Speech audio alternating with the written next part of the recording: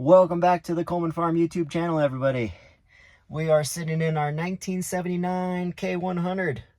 We got her home, got her off the trailer, and now it's time to start digging into it, go over a little bit of the history, and give you guys some info. So, hope you enjoy.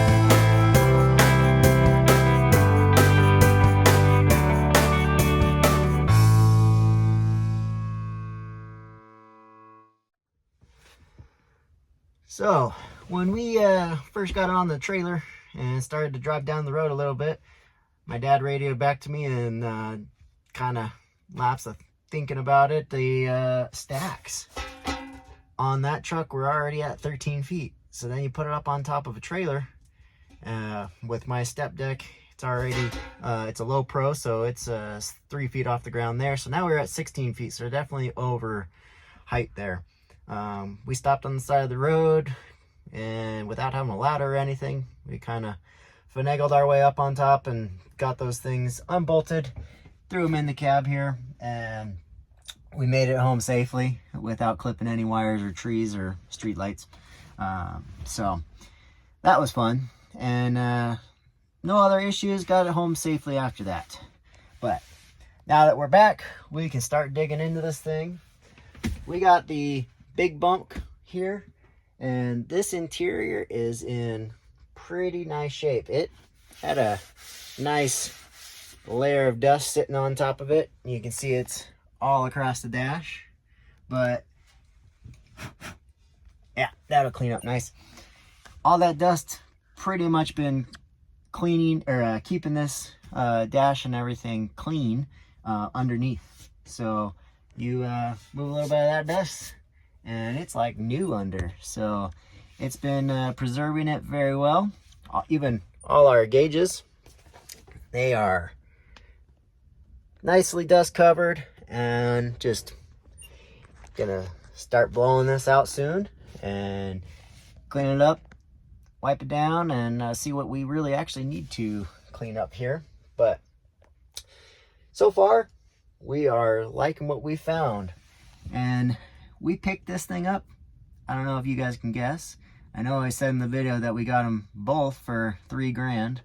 It was actually 3,100 bucks for both of those Cabovers. So comment down below and let me know what you think we picked up the K100 for, and I will comment back here in a couple days to tell you what we actually picked it up for. And then actually you can tell me too what you think we got the GMC Cabover for as well. But I will let you guys know later. But we also, just going over some specs on it. It's got a big cam 400 motor. We got a 13-speed transmission. What else? Overall, great shape. Let's see. I can barely read the chassis weight. Says it's 14,295, and it's rated for 6,000 pounds. Kind of hard to see the rest of this stuff on the tag, but tags are still on the wall for the most part. But let's see here.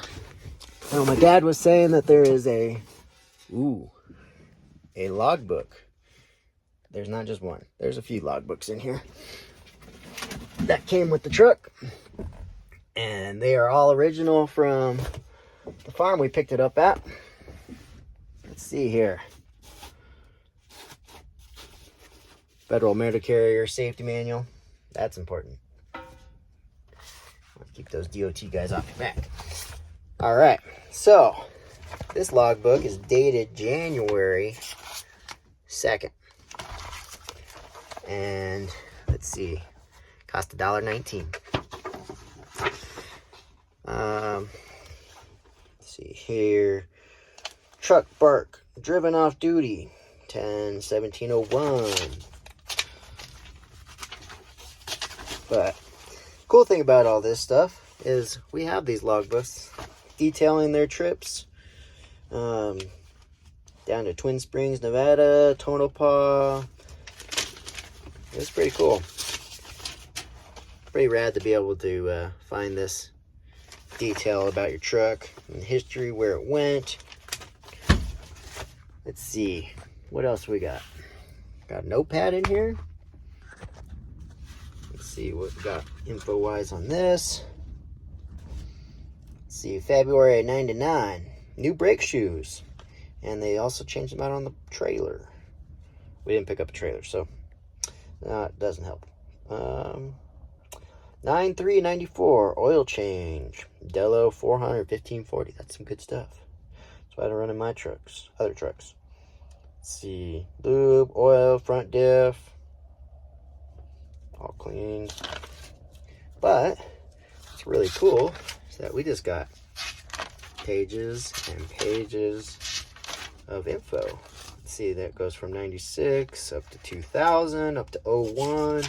Let's see, what was the last one in here? January 18th, 2002. Steam cleaned, lubed, front end, front tires, new hub, windows, all around. Very good. Let's see. New paint tines over for right side. Attention blowing, 2 caps in 2 days. Yeah, it's pretty cool.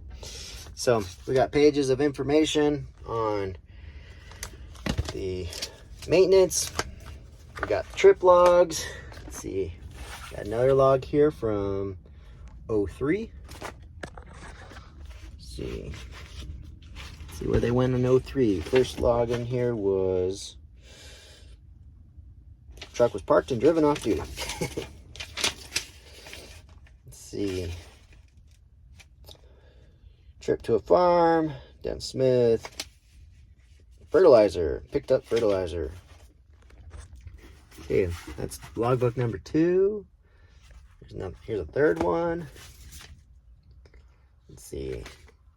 Fueling log. Radio manual.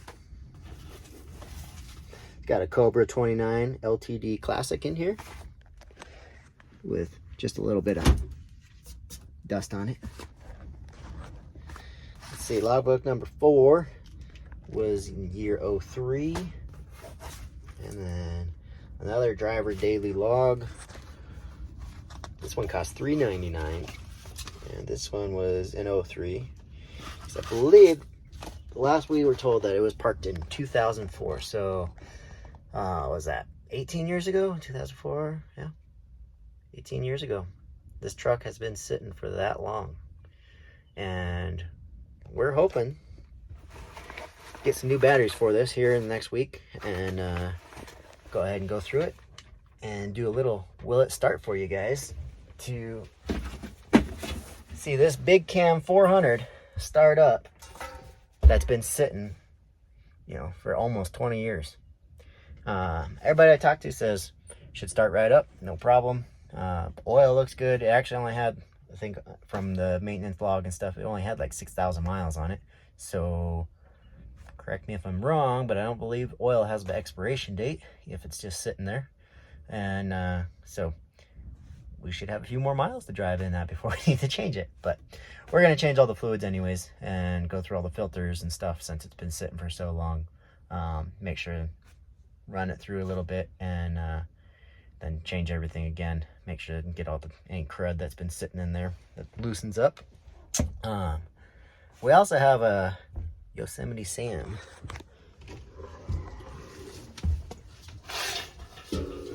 floor mat. Also covered in plenty of dust, but I think that thing's pretty cool. I'm gonna clean it up and keep running it in here. But let's see here. Man, it's crazy. All this interior still very clean. It's just been covered in dust. So let's see. See what other information we can dig up here.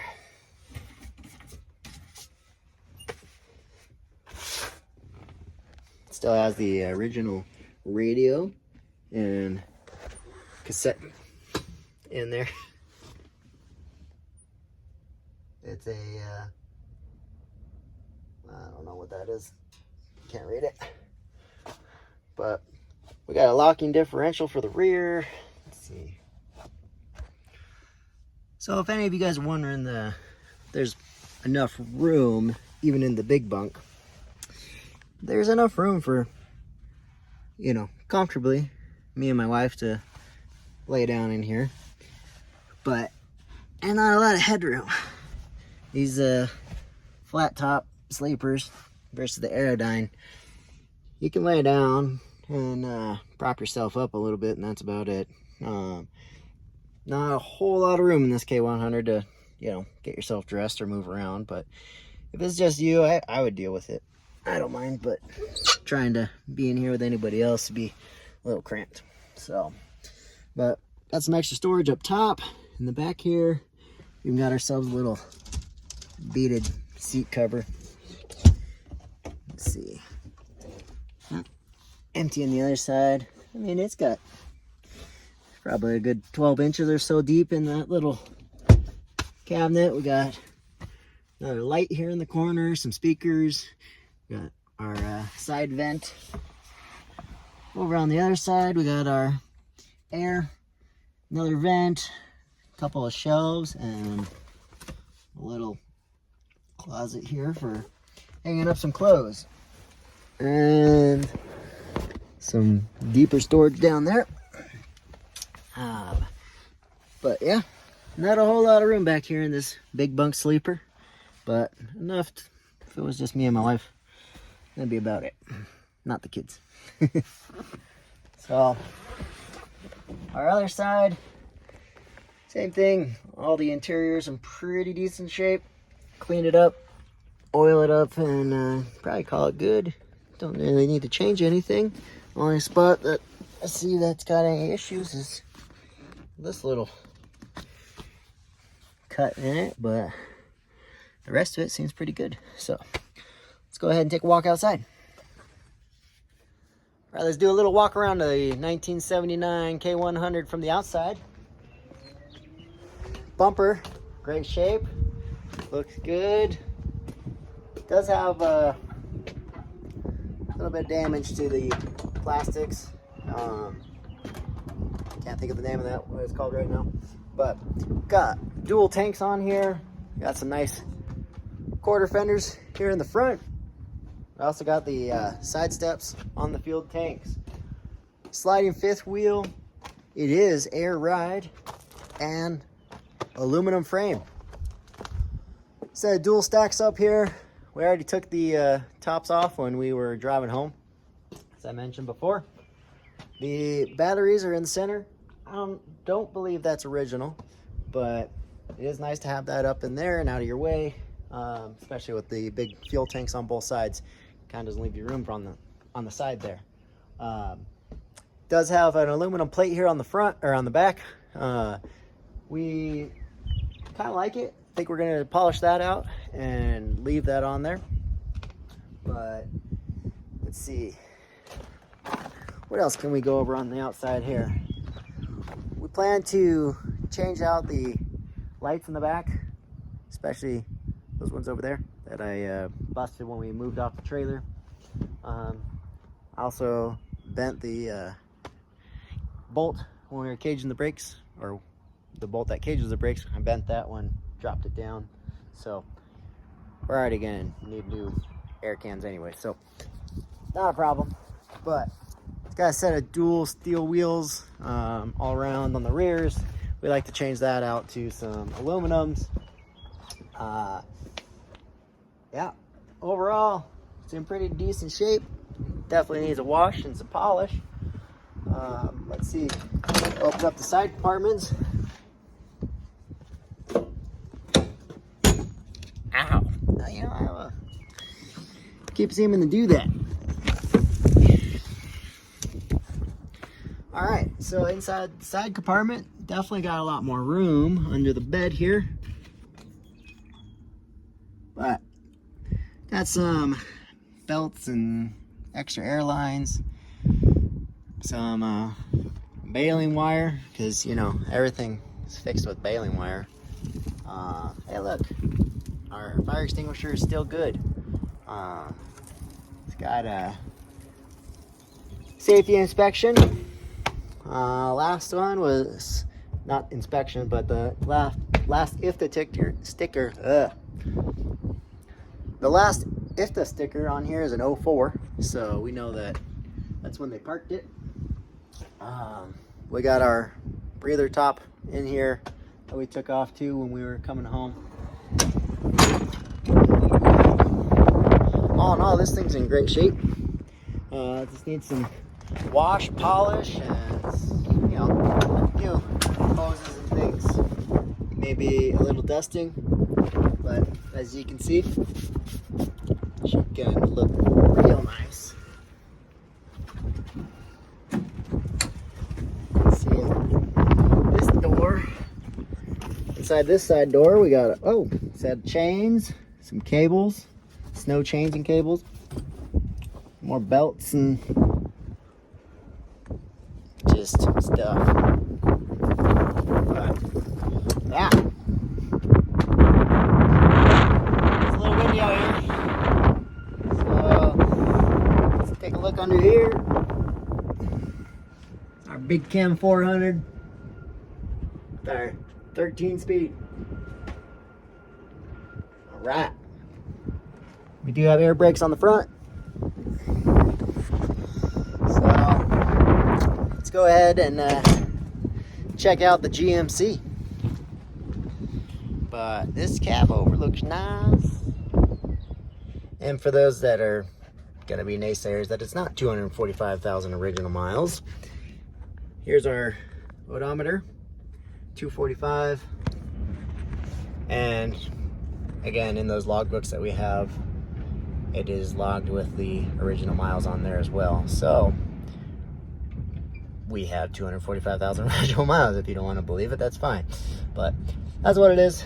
And we're pretty excited to know that this thing has been pretty well kept.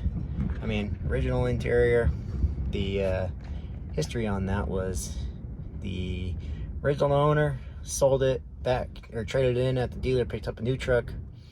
The farmer we bought it from, they bought it and they only put like 89,000 miles on it because they were just using it to haul fertilizer and different things and tractors and whatnot. So it was just used around their farm and what they needed it for until they parked it and stopped using it. So 2004, she'd been parked and it had about, I don't know, 2-3 feet of sand and silt built up under it from all the wind blowing it around her.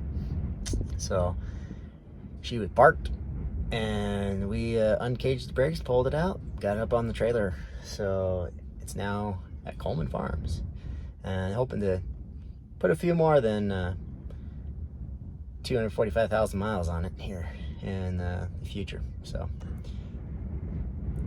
hope that solves the dilemma of I don't believe this guy. And we'll go ahead and get into the next truck. Here's the 1973 GMC. Taking a little walk around. We got aluminum front wheels. Got dual stacks coming off our Detroit diesel. It's got a Allison automatic transmission. They put that on there. I forget why, but they were using this as a feed truck. They had the feeder box and everything. Run out there, drive along, feeding their cattle and whatnot. So I guess the automatic transmission was a little bit easier for them to use. The rear got a set of steel wheels. I'd like to change that out to some aluminum ones, but this truck originally was not stretched out like it is. As you can see, they cut and welded the frame, extended it, pushed it back, because the original is right up here from that section of the drive axles. they cut that off and extended it so they put the feed box on there. It was like that original GMC shorty day cab, you know, yard truck. It only had like a, I think he said 9 or 10 foot wheelbase, so real short. But I'm really liking the what you call it, the stretched out look. Here, probably walk over to the other side. Now it's a little windy, so hopefully this audio turns out. But yeah, that stretched out look. Now, if you've been asking, what are we gonna do with this? Well, what aren't we gonna do with it? Not gonna do a whole lot. That's what we are looking, probably just to get a polish tank here. Maybe put a little 50-gallon tank on it, or whatever we can find. Maybe go to the truck yard, pull one off, and polish it up. Probably looking at moving the battery box into the center, deck plate it, get a set of full fenders for the rear. We will repaint the frame, but my dad really likes this patina look on here. So get a headache rack, attach the dual stacks, maybe get a little bit bigger than what's on there right now, go to like a 3-4 inch stack on it. And we're not looking to do anything crazy with it. My dad just wants to use it as, he says, his donut getter. Just to take the grandkids, go get donuts on the weekend, go to a car show, truck show, and show it off. Because how cool is it just to have a sweet old cab over to go grab some donuts and go talk story with people. So yeah, not a whole lot. The paint, he wants to keep it original, you know, kind of like that patinaed look, and so does he. So we'll stick with it. But it is a GMC 7500 diesel, and it is dusty inside as well. We might put a new seat in it, maybe just or just get, you know, new cushion. But probably looking to get a new seat. Let's see here. The gross vehicle weight tag on here was 27.5 to 31, and let's see. Yeah, I don't really say a whole lot else. General's Motor Corporation.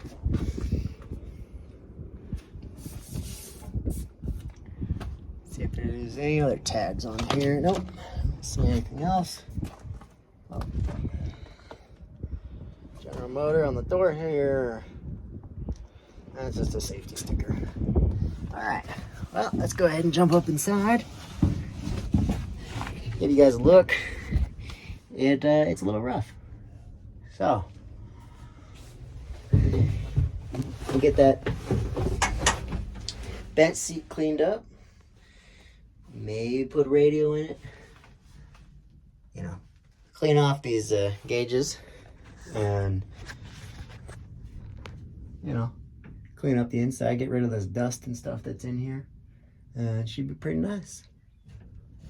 Let's see here, we got another book inside here. The original owner's manual. That you just don't find, especially from a 73. That's crazy. A little dusty.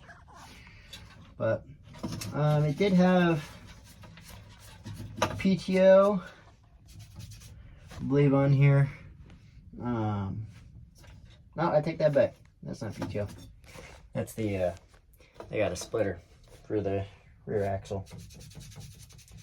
Gotta get all the dust off. Emergency stop only. Emergency stop button. I don't know what that is. But I got the automatic transmission here. It's got air brakes, and let's see, that's kind of about it. Just some light switches, and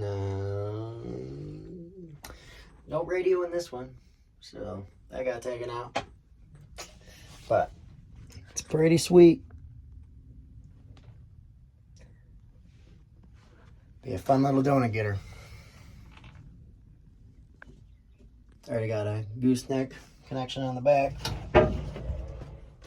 But, well, I'm going to stop the video here. It's been fun going through these trucks for a minute here.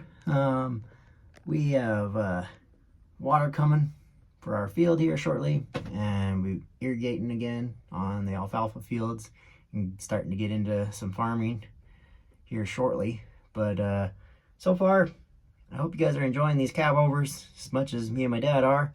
We're going to try and get into these things a little bit more and start cleaning them and get out some Will It Starts here shortly.